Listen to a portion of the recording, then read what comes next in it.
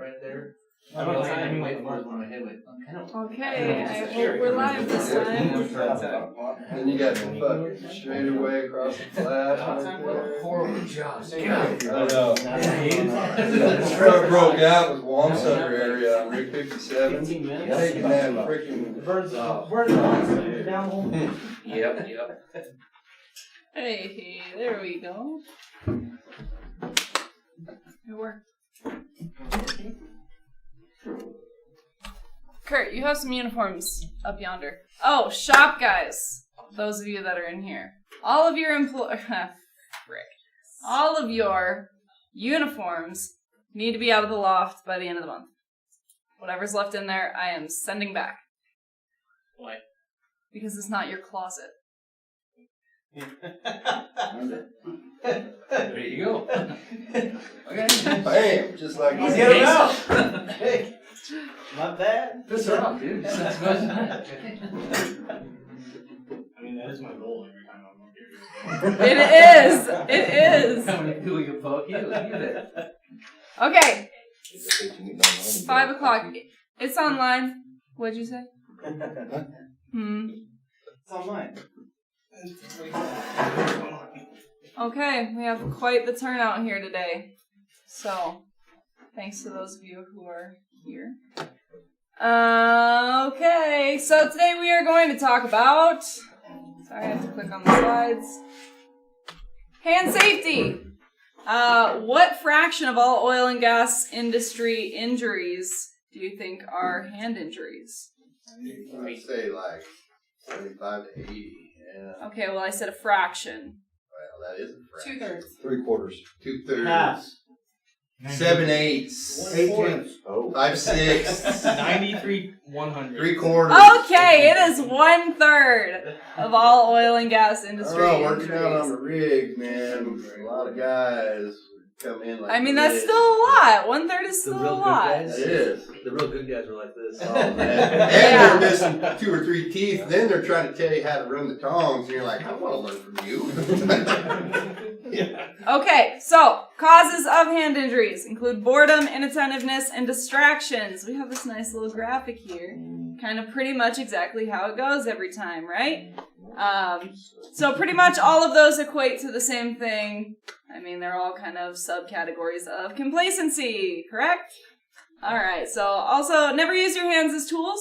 There are actual tools created for the jobs that you're doing. Sal is smiling like he knows what I'm talking about. And just another note, if you're cutting something, always cut away from your body.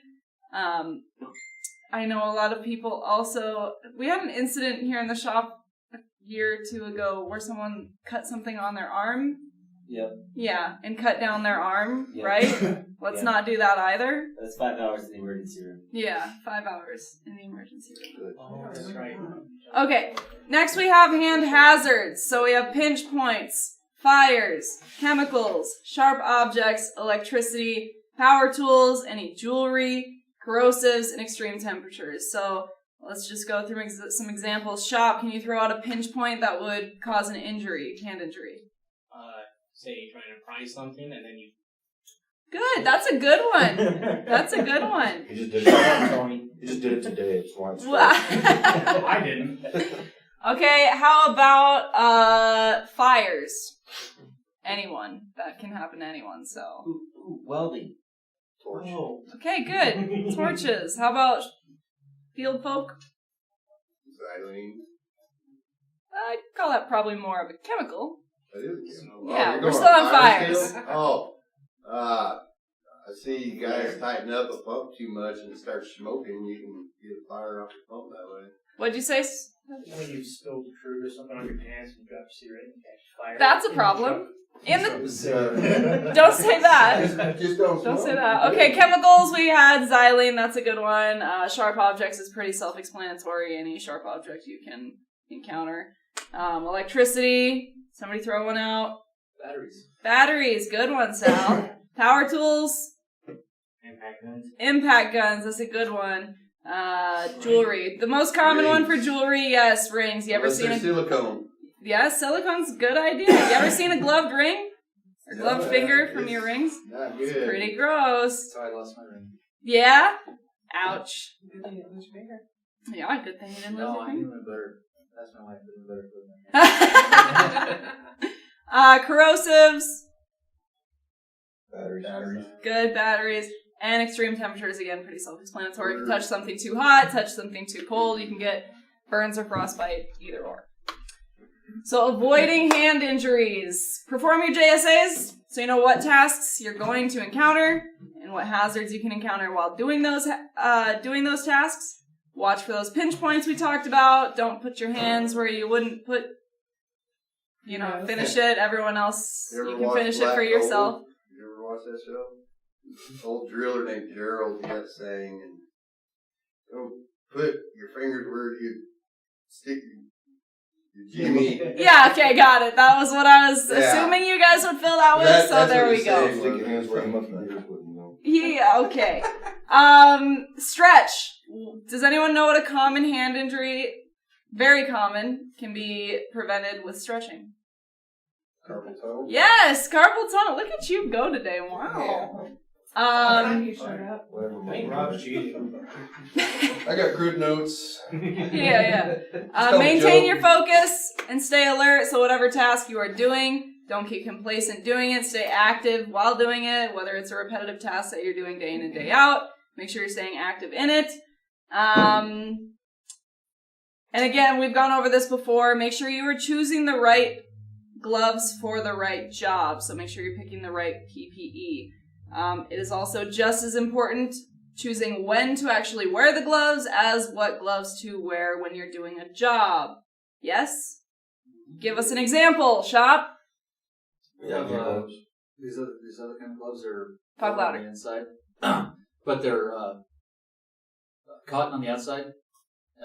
Like if we're washing anything, they're pretty worthless because it seeps right through. Good. So that wouldn't work. We also have nitrile gloves. They're liquid resistant. So. Liquid resistant. Okay, so how about an example of when not to wear gloves is safer than wearing gloves? Whenever you're pulling chain, Picking rope, it up. cable, anything like that. Chain, rope, and cable. What'd you say? Rotating Rotating equipment. I'm sorry, I still didn't hear you. your nose. Okay, that's why I didn't hear you. Exactly. Okay. Just use latex. Okay, engineering controls. We talked about this plenty of times. What line of defense is engineering controls? First line of defense, yes, the most effective. So, again, this is the way something is engineered, created, made. They should make it to be decently safe, correct? On top of that, we have our machine guards. So that's a common engineering control for hand injuries.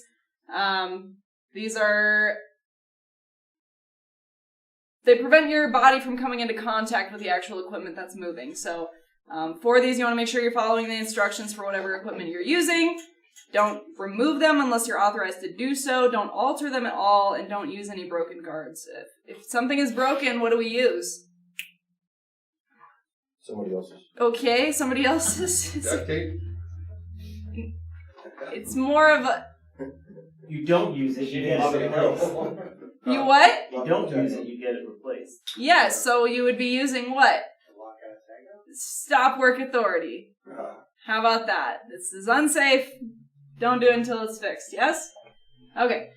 What PPE do we have for our hands? Gloves. Brain. Gloves. Good. There's two more that I'm curious if you know. We don't specifically use them, but... I like it. Hand What- sanitizer. I knew like somebody was on I wouldn't say that's PPE. I do have a note on that, though. A lot of you have been using hand sanitizer, I would assume. We did get a message from Shell when you're doing that. It's alcohol-based most of the time, correct? Which also means alcohol is flammable. So if you're going around, they've had cases with Shell counterparties who've used hand sanitizer and then lit a cigarette, and it sets their hands on fire. So, Supposed to make sure your hands are right. okay. Just saying. Note, hand injuries, another note on that. Okay. Second choice up here. Fires. Yes, exactly. Okay, moving on, I'll just tell you guys. Finger guards and arm coverings as well. Will one type of glove suffice for any job you do? No. No, it will not. So again, you want to pick the specific type of glove for the job you are doing. For example, your impact gloves aren't going to come in handy when you're out doing crude oil, vice versa, right? We have our different types. High vis for visibility, like for rigging up things. Rubber chemical gloves for specifically chemical spills and things like that. Your fire retardant gloves aren't going to do the job a chemical glove can, and a chemical glove isn't going to do the same job a fire retardant can.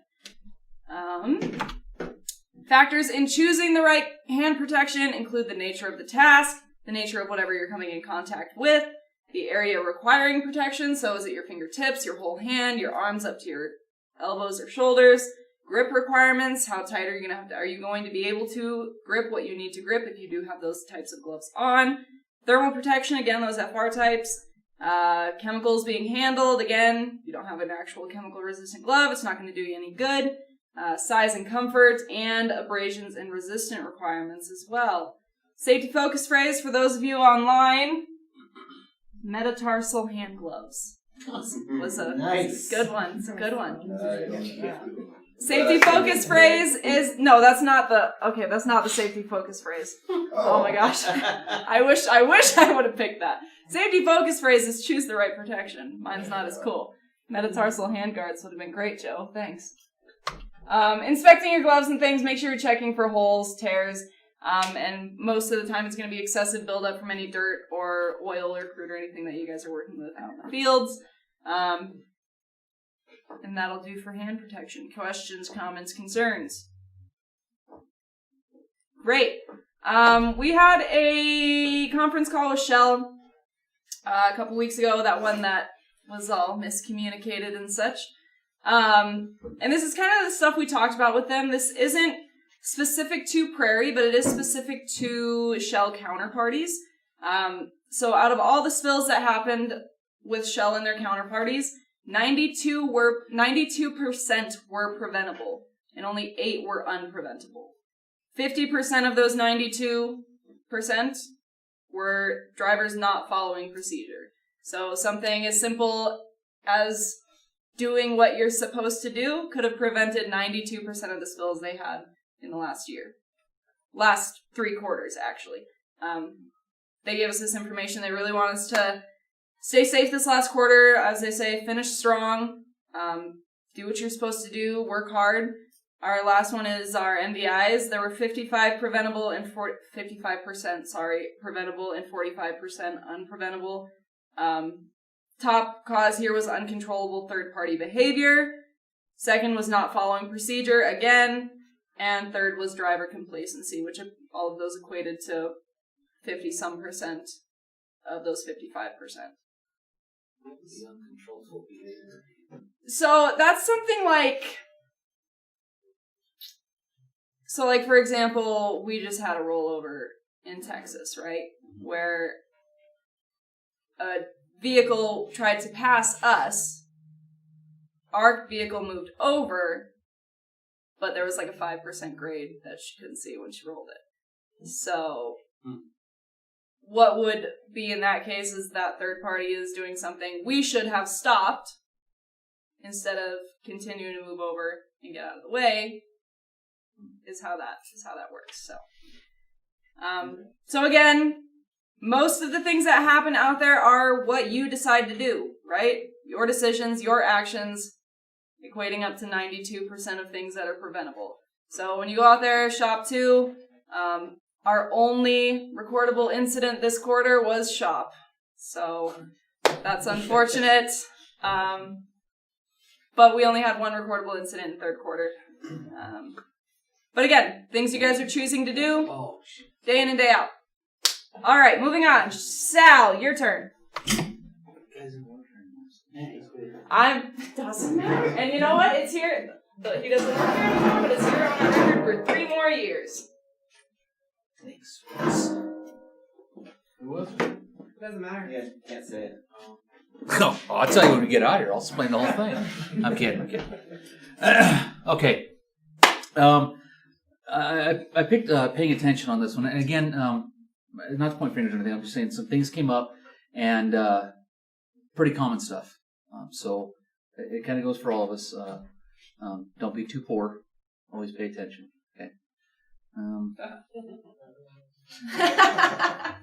Pretty good, huh? All right. What is attention? Attention is a process by which the mind chooses from among the various stimuli that strike the senses at any given moment.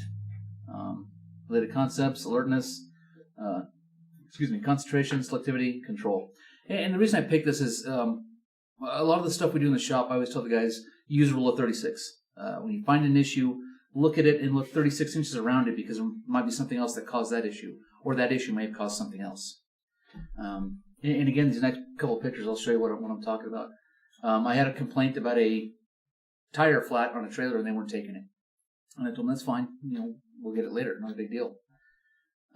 When I looked closer at it, what I saw that there was a bigger issue than just a flat tire, and I'll come back to that. But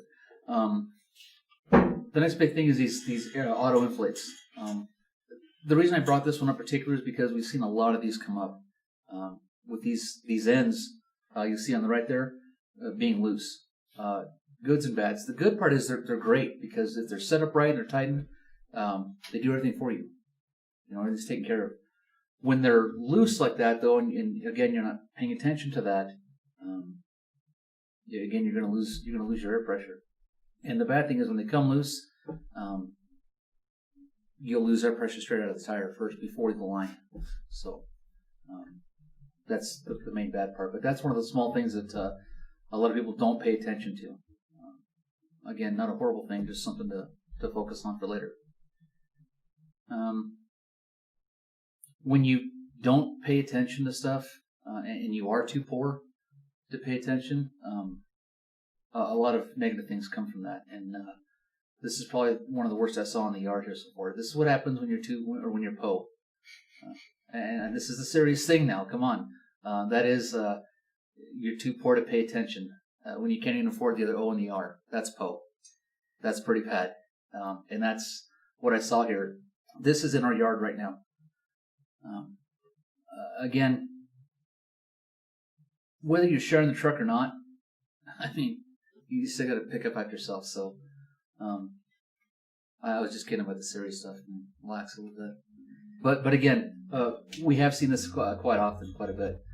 Now, the issue about those tires I was talking about, and I had a picture of it, but I didn't put it in here because it's not something to focus on as far as what it looks like. But what it was there was a steel wheel and aluminum wheel put together on an axle. And you can do that if it's put up the right way. And there has to be a space in between there. This wasn't. Again, I guess paying attention, but using that rule of 36, I went to air the tire up and just happened to look behind there because that's just what you do. And that's where we noticed that. So had there been air in this tires, had this been okay, the truck would have went out and we'd have had steel and aluminum rubbing against each other. Again, you can tighten it all you want. You're never going to get steel and aluminum to adhere solid together. It just doesn't happen. That's why you have that spacer. So, again, something to pay a little more attention to when you're out there checking your wheels and tires. The odds of that happening are minimal, but when we catch it, we need to be able to see it before it goes out so we don't have any issues. So don't be PO. That's all I got. Is that a fire extinguisher? Yeah, I would like to comment on that as well. So, do we all remember that one incident where I don't actually know the guy's name, rolled his truck cab roof and the chassis when they rolled it back over? Do you know? I totally know his name, but I'm not going to say it. Okay, so that incident that we're talking about, right? Yeah. Anyways, one of the injuries he had was a broken eye socket from something rolling around in his cab. He rolled 2.5 times in this truck, right? So that was probably from something small like a cell phone. So imagine a full fire extinguisher hitting you in the face at 65 miles an hour plus centrifugal force, right? That's dangerous. So those kinds of things, this is actually a DOT fine as well, right? Not having a secured fire extinguisher in your cab. A bottle of water can kill you. Yes. Yeah. So if we're talking 65 miles an hour again plus centrifugal force, something small like that. Inertia's Yeah. Exactly. So, That's like with don't be people. PO. They do the same thing with people, so if you're going to take it into your own personal lives, if you're in a car and you have that one person that's like, whatever, I'm not going to wear a seatbelt, and everyone's like, whatever, I don't care, it's your life. There's been multiple times where that one person flying around in the car in a car wreck has actually killed the other people that are wearing their seatbelts. So think about that too, is that even a person not belted in can be a deadly object in a bad accident. That is creepy. All right, we have a couple notes here. Please check your weekly notes. Kim has sent out an email, in the weekly notes, things that every single person in this company needs to do. Last Sunday in my specific section of notes, I sent something out that I need from every single person in the company, and out of 140 some employees, I got 5 responses. So, if you were not one of the 5 people that responded, go back and read your Sunday notes, because I need something from you. But I'm not going to tell you what. Go read your notes. Yeah. Number 2, check your emails in general, because I also sent an email out that I needed a whole bunch of people to respond to, and got 3 responses. So, make sure you're checking those. It wasn't to everyone, but it was to, a solid 40 people. So, next we have Kyle doing the holiday lottery. Take it away, Vanna. You can tell us what date this is for? This is for Christmas. Brian Minyard. I don't know if they can actually see you, so. Shannon Beal. Oh.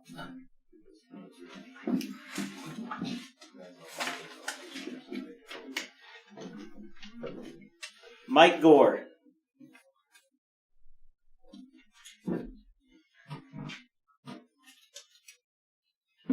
Christmas Field. So the water guys. Field services.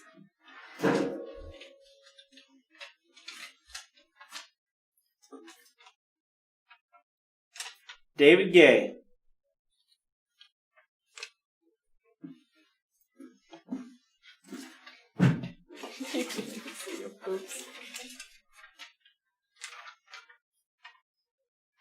Thomas James, Thanksgiving. You said this was going to be quick. Dana Knifer, Thanksgiving.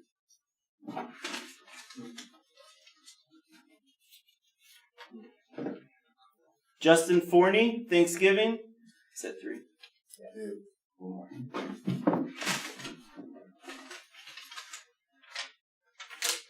Fred Frank, Thanksgiving. Come see me. There we go. All right, that is all we have this week.